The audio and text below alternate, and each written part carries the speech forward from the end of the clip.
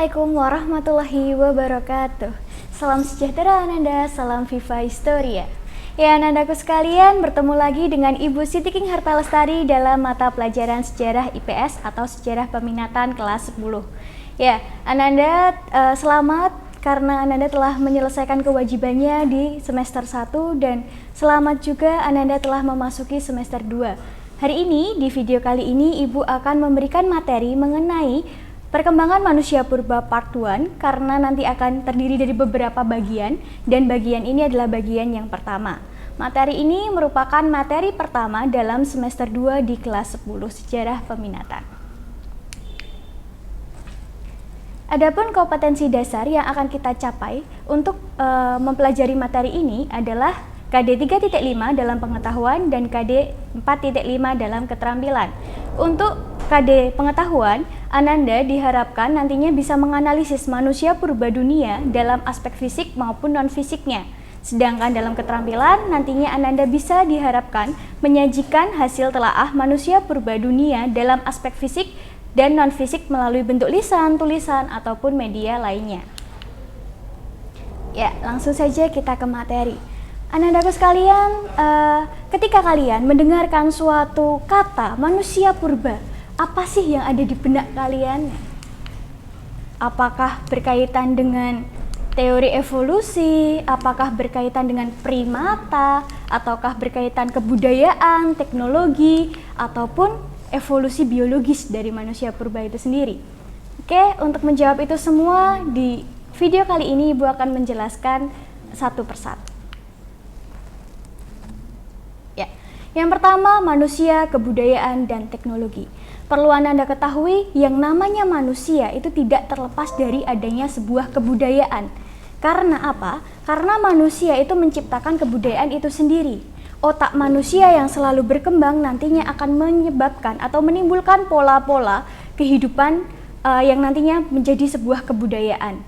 Dan untuk membantu agar kebudayaan itu tercipta atau berjalan sesuai dengan mestinya, akhirnya manusia itu sendiri akan menciptakan suatu teknologi-teknologi ataupun alat-alat bantu untuk menyelaraskan kebudayaan tersebut. Nah, hal ini juga berlaku kepada manusia purba. Jangan dikira manusia purba tidak tahu aksara, mereka tidak mengerti adanya teknologi. Walaupun pada saat itu teknologi yang mereka tahu itu hanyalah teknologi sederhana. Contohnya pada gambar paling pojok kiri. Nah, di situ bisa dilihat teknologi pada manusia purba yang ketiga, mereka menggunakan kapak genggam. Lalu manusia purba selanjutnya menggunakan tombak. Lalu manusia selanjutnya menggunakan alat dalam pertanian. Nah, itu merupakan salah satu kebudayaan yang muncul akibat adanya perkembangan volume otak manusia purba itu sendiri. Volume otak manusia purba yang awalnya hanya ratusan cc menjadi ribuan cc menyebabkan adanya pola kehidupan baru dalam kehidupan mereka itu sendiri. Nah, bisa dilihat yang pada awalnya pada gambar kedua itu merupakan kegiatan berburu, di mana kegiatan berburu merupakan kegiatan manusia purba pada awal mereka hidup. Karena mereka belum mengenal adanya pertanian, belum mengenal adanya memasak, belum mengenal adanya peternakan. Mereka hanya berburu dan juga meramu untuk mendapatkan energi kebutuhan hidup mereka. Nah, barulah ketika mereka mengenal adanya suatu teknologi api, akhirnya mereka mulai memasak, mereka mulai berburu, mereka juga mulai bertani. Mohon maaf, bukan berburu tapi mulai berternak seperti itu. Nah, disinilah merupakan tahapan-tahapan dari kebudayaan manusia itu sendiri. Nah, selanjutnya adalah mengenal teori evolusi manusia. Kalau berbicara mengenai teori evolusi, pasti kalian tidak asing dengan namanya teori Darwin. Yang banyak orang menyatakan bahwa dalam teori ini, Darwin menyatakan bahwa manusia adalah memiliki asal-usulnya adalah manusia purba atau kera seperti itu. Padahal secara harafiahnya Darwin ini tidak pernah menyatakan secara langsung hal tersebut. Darwin tidak pernah menyatakan bahwa manusia itu asalnya dari kera. Namun Darwin ini menyatakan bahwa kehidupan, cikal bakal kehidupan baru pastilah memiliki asal-usul atau pasti memiliki cikal bakalnya. Nah, hal itu diibaratkan sebagai pohon yang sangat besar, di mana pohon yang sangat besar itu dimulai dari adanya batang pohon. batang pohon itu nantinya akan tumbuh, lalu ada dahan-dahan yang nantinya dahan-dahan itu diibaratkan sebagai spesimen atau spesies, lalu nanti spesies itu nanti memunculkan ranting-ranting, di mana ranting-ranting itu merupakan peranakan dari spesies-spesies yang ada, spesies manusia, spesies hewan maupun spesies tumbuhan. Sehingga untuk teori evolusi Darwin ini tidak menyatakan secara langsung bahwa manusia purba itu adalah nenek moyang dari manusia itu sendiri. Karena apa? Kalau memang itu dikaitkan seperti itu, ada missing link atau ada suatu kekosongan yang rantai yang hilang di dalam pernyataan bahwa manusia purba adalah nenek moyang dari manusia. Gen seperti apa yang menciptakan dari manusia purba yang berwujud seperti itu menjadi manusia seperti kita saat ini atau manusia modern seperti saat ini, seperti itu. Karena pada dasarnya Darwin dalam bukunya menyatakan bahwa manusia purba itu setara dengan manusia. Nah, jadi memang mereka digolongkan sebagai manusia karena memang memiliki wujud yang hampir mirip seperti itu. Nah, untuk pendukung teori evolusi sendiri ini menyatakan bahwa ada 3 hal yang menyebabkan mereka mendukung teori evolusi dalam kehidupan manusia, yakni yang pertama ditemukannya fosil manusia, fosil hewan ataupun fosil tumbuhan. Yang kedua, terdapat variasi dalam satu spesies. Nah, yang ketiga, terdapat organ tubuh manusia yang tidak berguna tapi masih ada. Contohnya apa, Bu? Contohnya usus buntu, contohnya tulang ekor, dan lagi ada rambut di dada. Itu merupakan 3 hal yang menyebabkan orang-orang mendukung teori evolusi sendiri. Namun, teori evolusi sendiri itu juga memiliki orang-orang ataupun tokoh-tokoh yang menolaknya. Hal ini karena tokoh-tokoh yang menolak itu mengkaitkan keberadaan manusia dengan ajaran agama mereka masing-masing, khususnya agama Islam ya, karena memang di Al-Quran sendiri tidak pernah menyatakan bahwa manusia purba itu sama dengan manusia ataupun manusia purba itu nenek moyang dari manusia itu sendiri ataupun manusia berasal dari kera, itu tidak ada seperti itu. Nah, selanjutnya hubungan primata dengan manusia.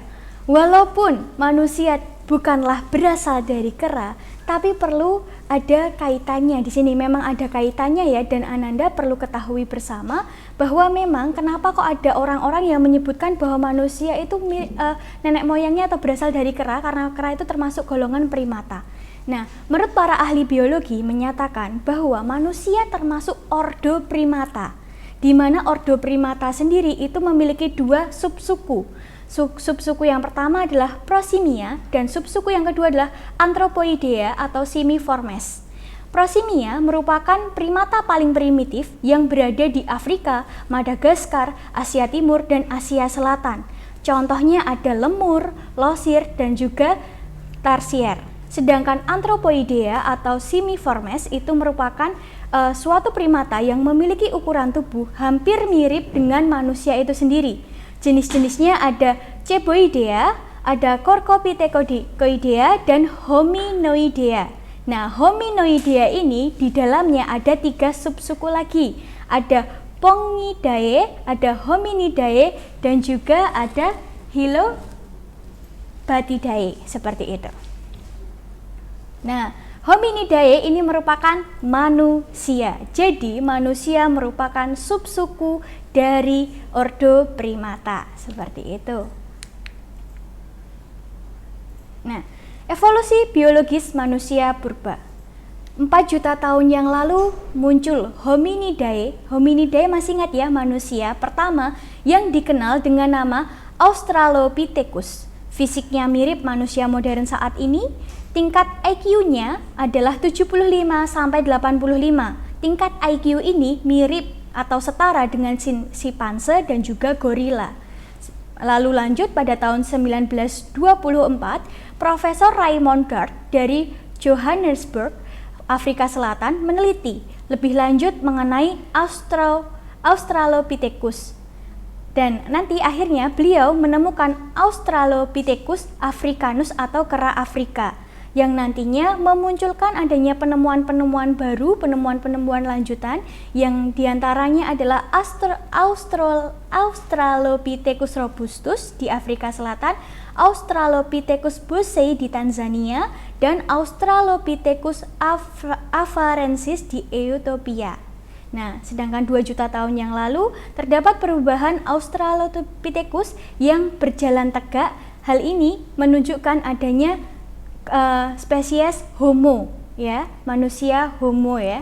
Nah, akhirnya pada 1,5 juta tahun yang lalu marga Homo ini sendiri berkembang menjadi Homo erectus sebelum menjadi Homo sapiens. Untuk perkembangan Homo erectus di Indonesia itu sendiri, pada awalnya tokoh penemunya adalah Eugene de Boa. Eugene de Boa pernah menemukan jenis Homo erectus di Trinil, Jawa Timur. Nah, pada tahun 1891.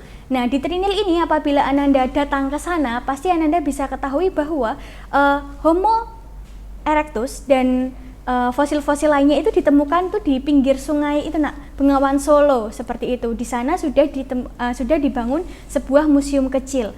Lalu dilanjutkan oleh von Koningswald yang nantinya melanjutkan penemuan-penemuannya di wilayah Sangiran, Jawa Tengah.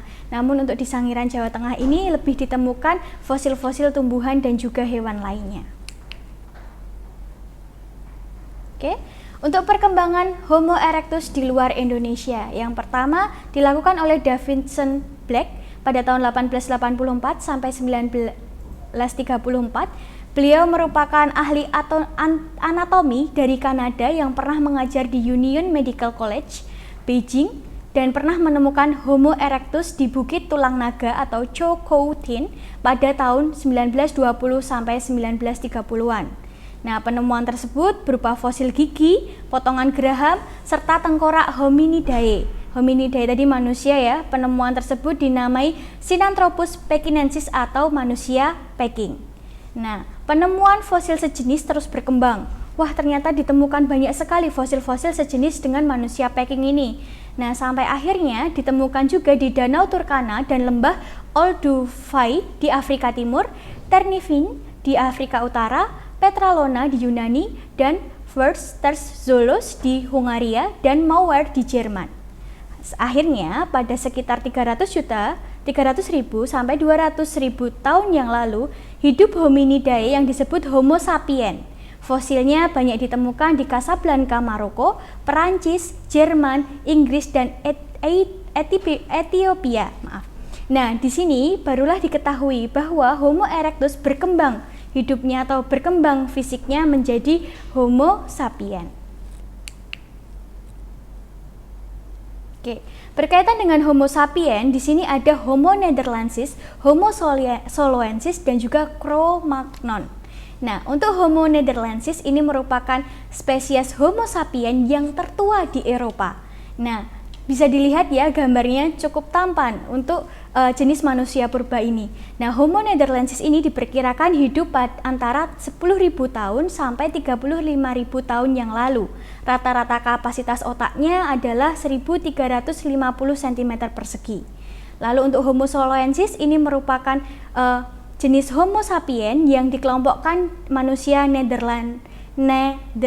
Neanderthal. Nah, jenis ini diperkirakan hidup antara 50.000 sampai 100.000 tahun yang lalu. Volume otaknya sudah mendekati manusia. Kalau Homo nederlandsis tadi dari benua Eropa, sedangkan untuk Homo soloensis ini ada di Indonesia, seperti itu. Bisa dilihat gambarnya ada di sebelah kiri. Lalu yang terakhir ada Cro-Magnon. Cro-Magnon ditemukan pada tahun 1868 di Les Assises, Prancis. Nah, manusia ini diperkirakan hidup pada 35.000 tahun yang lalu. Mereka merupakan manusia purba yang tergolong modern karena telah mampu menghasilkan alat-alat bilah seperti itu. Nah, sehingga ketiga Homo sapiens ini merupakan gambaran adanya perkembangan kehidupan manusia sapiens itu sendiri atau Homo sapiens itu sendiri. Ternyata dalam satu spesies Homo sapiens itu terdiri dari banyak-banyak spesies lain yang nantinya berkembang sesuai dengan volume otak yang dimiliki dan perkembangan kebudayaan mereka masing-masing. Baik, cukup sekian materi dari Ibu mengenai manusia purba kali ini. Untuk itu, wa akhirul kalam, wassalamualaikum warahmatullahi wabarakatuh.